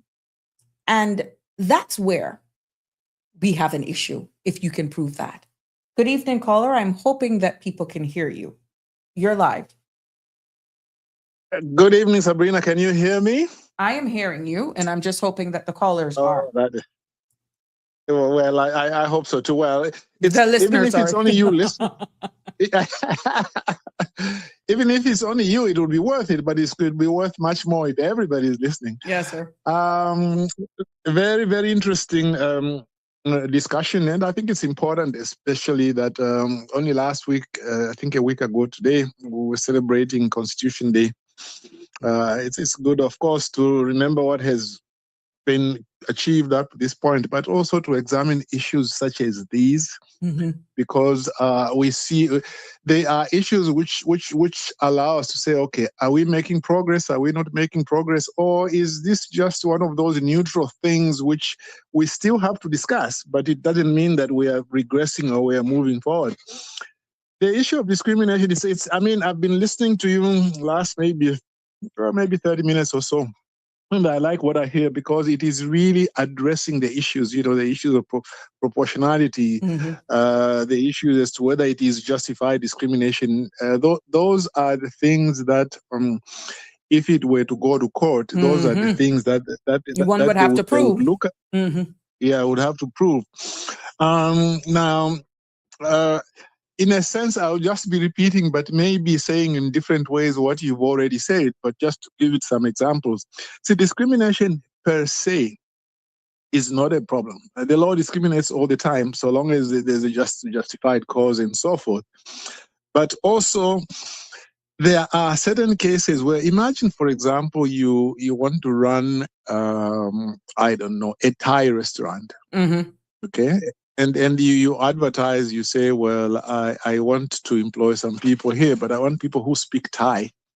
And I want them, to know something about Thai culture. Now, you can't, that kind of discrimination is justified. Why? Because you are saying, look, this is the product I'm selling. And for this product to be authentic, I need somebody who speaks Thai. So even if that would be discrimination, that's not something that legally you can succeed if you go to court. And in any case, the human rights under the Constitution apply only to government. You remember that? Right. So that even if the government was to run a restaurant, or let us imagine the government was to say, we want to open an office in Thailand of somebody employed by government, but we want somebody who speaks Thai. You can't say, well, they've discriminated against me because I'm not Thai, because that is justified. So there's a whole range of justifiable reasons why you might want to discriminate against somebody. The other general point I should make is that, you see, the way you touched a little bit on the conventions, the international conventions. You see, the European Convention against Human Rights, for the protection of human rights, what it says is that discrimination is not a right that is freestanding. Okay? In other words, you have to point to another right in the Bill of Rights and say, you have discriminated against me in relation to, say, marriage, which is a fundamental right I have anyway. Okay? This is why Chantel Day and her colleague, her partner, went to court. One of their claims was discrimination, but they said you are discriminating against us in relation to the right to marriage. Because that right to marriage itself is already in the Constitution. So when you claim discrimination, you must cite the right with respect to which you've been discriminated against. It is not a freestanding right.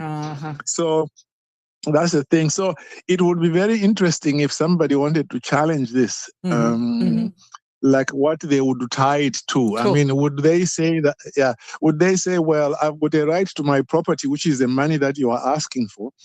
And by getting more from me than you are getting from another person, when we are getting the same service from the government, is that a discrimination in relation to right to property? I'm not making the point. I'm just saying. No, I get you. Those are the things that somebody would have to look at, and the court might agree or might not agree.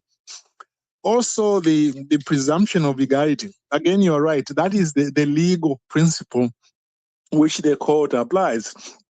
They always assume that once a law is passed, that law is legal and binding until you can prove otherwise. Exactly, and that is, it's a controversial thing, because some people say, well, look, okay, that is true in the sense that once it's done, you can only undo it by going to court. But you see, in Cayman also, we've got a provision, I think it's section 25 of the Constitution. It's called the duty to an interpretive obligation. What that provision says that when a court or any public official is examining whether a particular law or whether anything done is discriminatory, if it appears that it's capable of two or more equal interpretations, it must lean towards preserving the fundamental right. Okay. That's what they have in section 25 of the Constitution. Do I have it here? Yeah. So that's what it says. Now, it hasn't been used much in the courts. I'm hoping to use it. I've got a Court of Appeal case coming up. I'm hoping to use it in relation to... You come in again? You at them again? I'm coming again on that one. But you know, Sabrina, the one that might really be more of an issue is that, from what I understand, this has been done by regulation, right? Yes. From what I understand, I get. But hold on, I have a comment here from Mike Hoffman, and it's good because even though what I'm reading, but I love when my commenters share this. Mike Hoffman is saying there was a post online saying this wasn't about discrimination or legality, proposing that it was cruel to raise rates without revamping public transport for the working poor, and legislators, in knowing that it would affect the working poor and showing their indifference by not carving out a sliding scale exception was its own failure. Yeah, interesting comment. Exactly. It's interesting comment because it's talking about it's cruel, you know. Now, I don't know if he means that it is cruel and unusual punishment which is protected under the Constitution. I don't know that he's no, saying but that. Now you understand where you have to prove certain things. And let's say you just get a group that wants to test a system. You don't hear this being used very often, but someone in the legal field, class action lawsuit. How could Yeah. that tie in here? Everybody's nickel and dime adds up to do a big thing. Now, this is by no means, and for the purpose of those who may just be joining us, we're just talking about this because we're hearing the words against human rights, discrimination. We see where Mike is weighing in on it. That just puts it in a different light, which ties into what you caller is saying. So it only takes Yes. for one to challenge it. And when you have a very own attorney general saying, look, presumption of legality is the case until the judge says otherwise, it's up for persons to challenge if they so desire. If they desire. The only little caveat I should add to that is, whereas the presumption of legality exists and it's recognized, at the same time, it is also from the public service conscientious performance of duties aspect. Right. The Attorney General should not allow a matter to be legislated if he thinks that it is unlawful. Exactly. Exactly. But once he has gone through his paces and they think that it is fine, then it can go forward, and then people can go and challenge it. But let me mention what could be an issue. It's got nothing even to do with discrimination. You see, this is done through regulation. I'm looking at an article from the campus, which has got a link to the regulation. So it looks like it was done by regulation. The problem is this. Under the law, there's a difference between a tax and a fee. And there's a lot of case law on that. So a tax is something that you pay, and it is not connected to what you receive in government. For example, you can pay taxes today, which will be used for education, but you put no child in school. Okay, but it's a tax. But a fee is something which is related and must be commensurate in terms of value with the service you are getting from the government. Okay? So what might be an issue here would be to say, okay, since you've done it by regulation, you are suggesting that it is a fee, since regulations are not allowed to tax, but they are allowed to charge fees. And since fees are supposed to be roughly commensurate to the service you are receiving, how can you say that the same service is worth two different prices? Okay. I see. It's worth two different prices. So somebody who is paying, and the differences, I think you were just giving the figures. I have them on the screen. I have it on the screen. But if you're on, you have them on the screen. Yeah. Like 250 in some cases, and in the foreigner will pay about 700 or so. Okay, if for a full driver's license of 10 years, Caymanian $250 and non-Caymanian $2,000, which is 8 times increased. Yeah, because the argument then will be, okay, even if the argument about discrimination might not succeed, but how can you tell me that the same service from the government is worth, like it costs more to give it to a foreigner? So a non-Caymanian versus, you see where you're going with that? And you see, that's what the problem is, because you see, this goes back to Magna Carta and the development in England, where they say the taxes can only be imposed by Parliament. So that if these were to be in an act of Parliament, then that argument would be eliminated, because then they would only be left with any argument on human rights.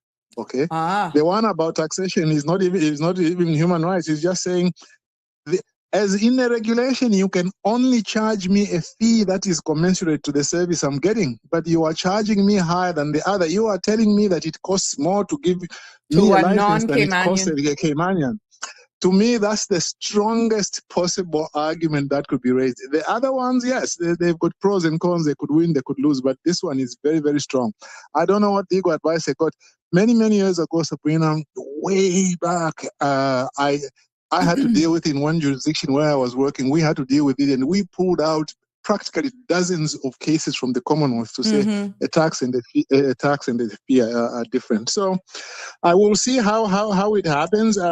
For me, two problems that I have, a slight problem with it. I have it in the sense that, you see, sometimes people have said, well, avoid enacting legislation which divides people. This avoid enacting legislation which divides people. I know that Daniel Aaron, for example, he was saying that, well, why don't we have two terms, a Caymanian and a new Caymanian? Both are Caymanian. We just want to make a distinction. And he was being ambassador. I remember one time he raised it with Wayne Panton. Wayne Panton said, no, let's not do that. That's not discriminatory. And then he said, no. But already that small discrimination is already in the Constitution, because the new Caymanians can't run for office. The old Caymanians can run for office, so you already have that. Why don't you are just changing a label because people feel better than that. So here they are saying that, well, let us not enact legislation which divides us. I don't agree that Denny's suggestion was dividing anybody. But this one is potentially able to divide. Perception matters. Perception matters in this case. Yeah. Yeah.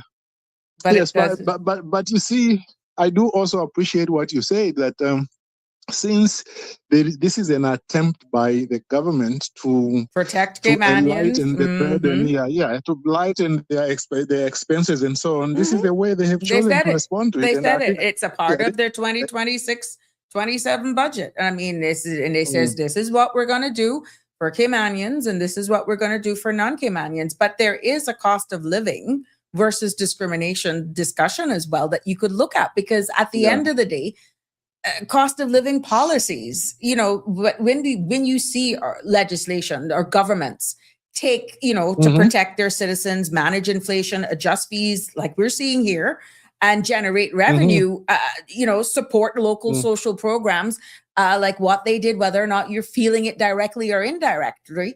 The differential in fees are common worldwide. You see it in university tuition, sir. You're over in Canada. You see the difference, right? You see it even with perks to permits. That could be another area. And we see where they're just outright, we've seen it reflected itself right here in Cayman for immigration fees. So citizens will often pay less because it's their country and the government has to do that. But I can understand why some would feel that this is discriminatory in a way. Yeah. And if you look at, I think it's the provision that deals with, maybe it's the same one dealing with discrimination. Discrimination is allowed when you discriminate between foreigners and locals in relation to employment. Right. That is specifically, you are allowed to do that under the Constitution. So to protect your people. Exactly, to protect the people. Now, does that mean that that particular exception could extend to this? Maybe not, but we have to look carefully in the Constitution to see, because as you know, constitutions always have what they call derogations. They say, okay, the government can't do this, but it can do so if it's reasonably justifiable in a democratic society, in defense of public safety, public order, this and that, and so forth. And so all those provisions have to be examined to see exactly how this might play out. But at the end, as you say, once it has been done on a certain basis, you can only go to court and challenge it. I mean, the only thing that I have with sometimes, not necessarily in this case, but in some other cases, I do not think that it's the right attitude for the court, for the government to deliberately do something which they know is illegal, and then they say, well, if you don't like it, go to court. That I would disagree with. Now, I'm not saying that's what they've done here. No, understood. Okay? Yeah, understood. Not on this one. But there are some cases where they have done certain things and they frankly know that it's illegal, but they are just saying, well, who's going to challenge it anyway? But you can only accept that if you're able to identify it. And it's only now that we're having such public discussion at this level that persons are becoming more aware of some of the issues that you have been trying to describe for years. Denny has been trying to describe that it's only recently persons can now identify them. Because going back, and I knew Mike weighed in on this from a different perspective, but because the word loosely is being used about discrimination, let's look at it from the perspective of the government, right? And looking at it from the cost of living, which I kind of went into. The government is trying at the end of the day to do what they have to do to shield their own Caymanians from what we're seeing and hearing the people cry for a cost of a rising cost while still raising revenue. We have identified there's nothing wrong with that. But there's a discrimination argument that comes with that, sir. Because and I have to put this up here so when I speak, it makes sense. Because when you see it, it just makes sense. The discrimination argument comes when the fee difference is so large that it feels punitive in this case and disproportionately affects the non-Caymanian workers who are already facing high cost of living that we know at the end of the day, our economy depends heavily on imported labor. And as Hoffman said, where is the proper rollout public transport system? If you want to do this, and it goes right back to what you said, me and you, I'm the Caymanian, you're the non-Caymanian. You want a 5-year license. I'm going in, joining the same queue. You ain't getting no VIP service. You're getting the same quality. You're not getting a chip license. You're not getting any bells and whistles. I'm paying $125 and you're paying $1,000. Yeah, I mean, and you hit that one yet again on the proportion. Quite apart from the fact that the discrimination, the difference itself may be an issue, but even if that might not be any issue, but just the difference. I mean, I'm looking at this 250 and 2,000. Yeah. I mean, some civil servants who have a problem paying this, you remember that they have to pay other fees as well. You know how they can look at it? Living... Just do the 1 year for $25 or $200. You have a choice. You don't have to go for 5 years. You don't have to go for 10 years. Just do it per year then. But it's still a difference of $25 versus $200. Yeah, it's well. The other thing that then you ask about is where is this going to end? Is it going to be applied to other things? That's what you start we're not asking even about. going there because at the end of the day, the difference really lies. I really feel the big takeaway from all of this, to be honest with you, the difference lies in intent versus impact, because the intent here is that government says it's about revenue and protecting exactly who've elected them to serve, right? They got to balance the budget. And the impact, many expats feel singled out financially, strained in the process. So both perspectives can be true at the same time. But that's the difference between impact versus intent. Exactly, and you see, at the end of the day, it will go down to, if you go to the section, right, the section under which the regulations are made. I haven't actually. I was involved in drafting the Traffic Act way back with Juliana and them when there was that big revision of tax legislation. I worked on the tax law. It was done initially by a private lawyer consultant, but they had to give it to a drafter to give it, the proper treatment, and we did that. Now, anyway, the enabling section, the section that allows these regulations to be made, I haven't looked at it lately, but basically all sections like that, you will be aware of it having been in Parliament for some time. They usually say that Cabinet may make regulations for the better carrying out of the purposes of this Act, including but not limited to, it may prescribe forms or prescribe fees. Okay, so the term used is a fee. So it will be a question of, is this a fee? In my view, there's a very strong argument that this is in its nature a tax, because it is not. Well, we'll have to dig deeper into that, but we got some comments here. Hold on here. Yes. We got Live Happy is saying, how can fees divide people? ? So wages divide people too, then. For foreigners to feel divided, I consider that aggressive behavior. That's an opinion from Live Happy. Live Happy also goes on to say, they are also facing high cost of living in their country. That's why they come to Cayman to work. Did they cry discrimination in their countries?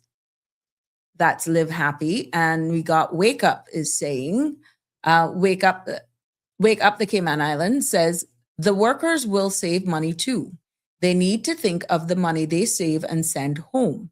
Why are they so eager to self-divide? Here in the United Kingdom, I cycle, take the bus, walk, and sometimes take a train. And then Damien adds in and says, will the price increase? fix the root cause. Traffic accident in caps. So very interesting feedback that we're getting. Yes, very, very interesting comments. And I mean, Mhm. at a social level, those are real issues, Yes, like it is. the social level, like, once we get into the law, of course, some considerations are different. But I mean, you see, this is why people sometimes will come to Cayman and earn what Caymanians consider to be a very low pay. Mhm. But the Caymanian is happy to earn that. Why? Because where he comes from, that is still a lot of money. Right. Okay.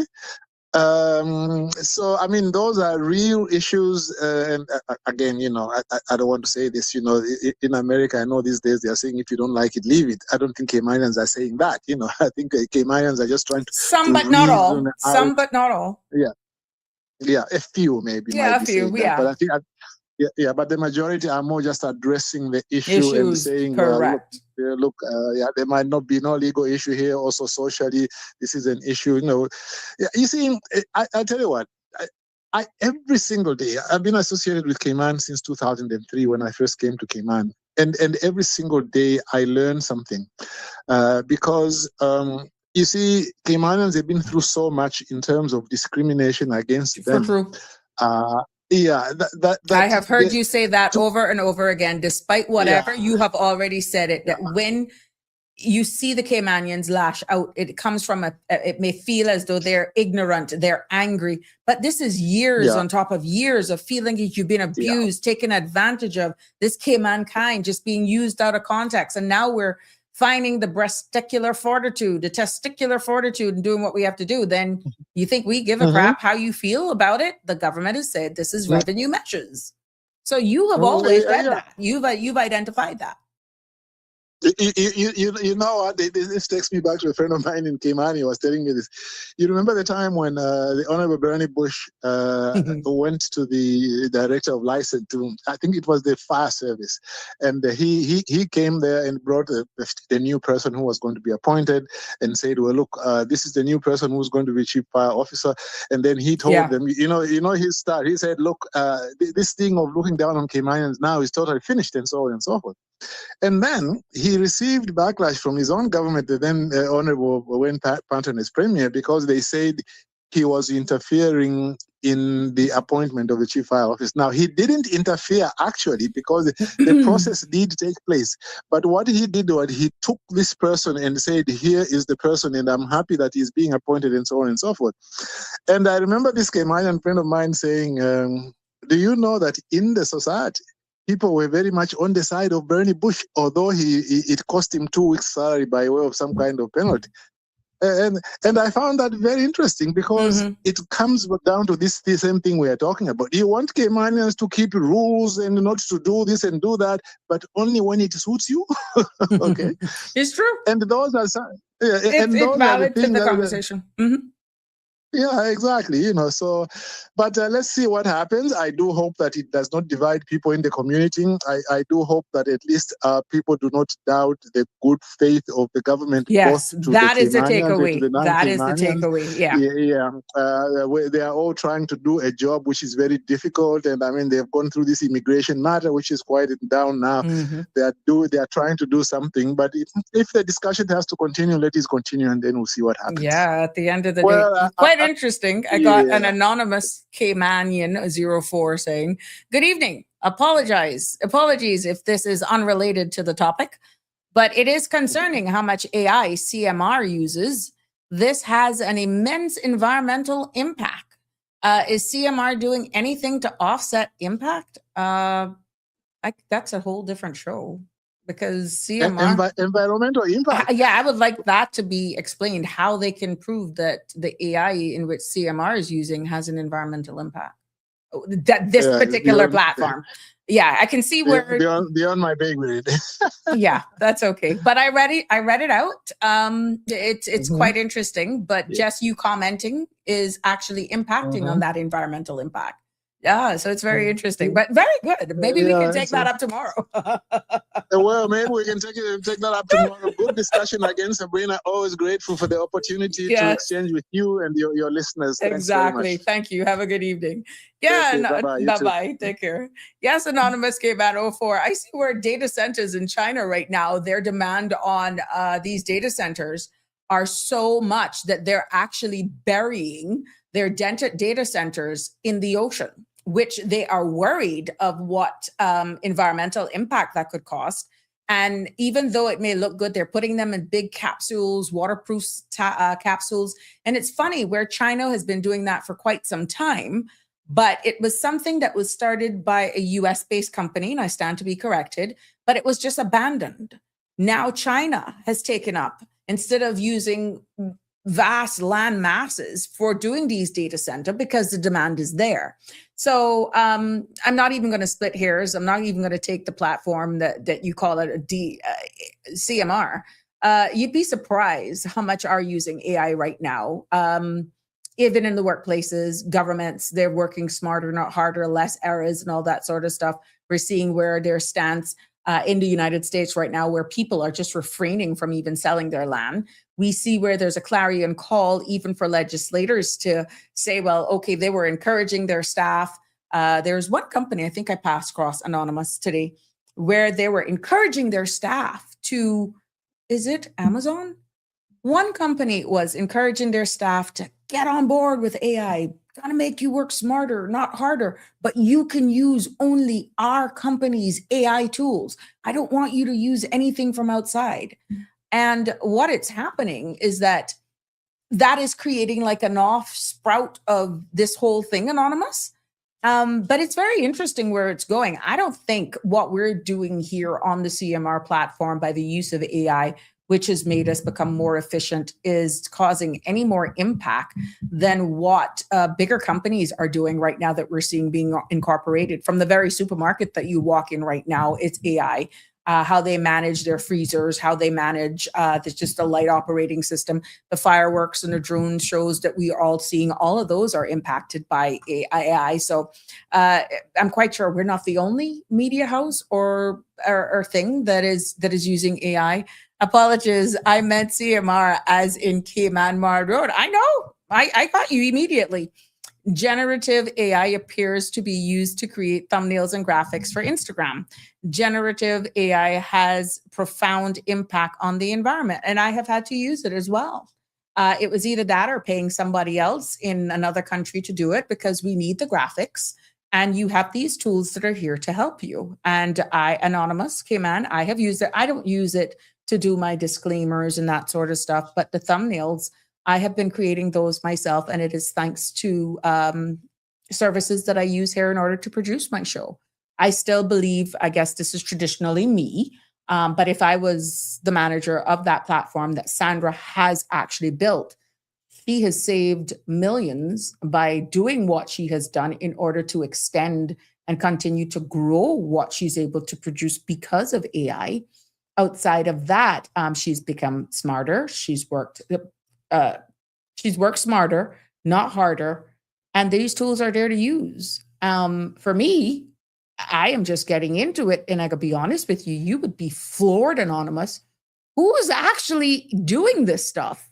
Now, maybe we can look at this deeper to look at the true environmental impacts, which is why what came to mind, Anonymous, is what China is doing right now. And we don't know what environmental impacts by them putting their data centers now in the ocean to cool, because we understand that they radiate so much heat.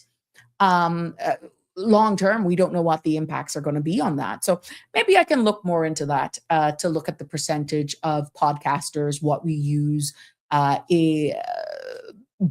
just singling out one particular platform. I think it's a bit unfair because more as a micro and small business, we do what we got to do in order to show up here, in order to produce and to keep our overheads down. Therefore, in her case, what saving she was able to do in her space was able to create opportunities for me and so many other content creators. So until we look bigger into that, to say that it is a negative thing, I think it's all positive right now coming out of it. And until we can prove otherwise, Anonymous, I could be honest with you, Sabrina could continue using it. It is just the way of the world. But to say that we're not aware of the environmental impacts that it has based on what is out there in the public's domain, we are aware, but it's where we're headed. Damian Henry, the last comment that I'll take here for today before we're winding off on this episode of Sabrina Speaks. That device the individual is using, I can generate, is powered by AI. Yeah. So something is doing it behind the scenes. Whether or not you're doing it directly or indirectly anonymous, AI is hard at work, whether or not you know it. It has been a pleasure bringing you another episode of Sabrina Speaks right here on the CMR platform. I want to thank all of my commenters. I want to thank all my contributors. I want to thank the caller as well. And WhatsApp that we got, I was able to just cover that into our discussion and our feedback here. And looking forward to another episode of Sabrina Speaks tomorrow, where, like I said at the beginning, for those of you just joining us, for the next 2 weeks, what we're going to do almost like a freestyle thing. Of course, I'll have some topics. I'll be looking at commentary in our local media, maybe some from international as well, but hard-hitting stuff. And I welcome you. I welcome you to participate and call in. I want to hear from you as we continue to build this space here one episode at a time. You can see I got distracted here because of some media that's coming in. Please log on or keep it locked to the CMR platform for the latest in news, and definitely at the pace of light, thanks to AI, as we continue to grow here. Please do have a safe evening. Good night. God bless. Love you lots. See you tomorrow. That's a wrap for today's edition of Sabrina Speaks. Thank you for tuning in and for being part of the conversation. Remember, the dialogue doesn't stop here. Stay engaged, stay informed, and most importantly, stay empowered. We'll be back tomorrow at 5 p.m., same time, same place, right here on CMR TV and radio, where your voice matters and your truth is heard. Until then, K-Man, take care of yourself and each other. That's it for today's edition of Sabrina Speaks, where your voice matters, your story counts, and your truth is always welcome. Join us weekdays from 5 until 6:30 p.m. right here on CMR TV as we dive into the topics that matter most to you. Catch the show live or on demand at cmrtv.com. And don't forget to follow us on Facebook, YouTube, and Instagram so you never miss a moment. Until next time, stay informed, stay engaged, and always speak your truth.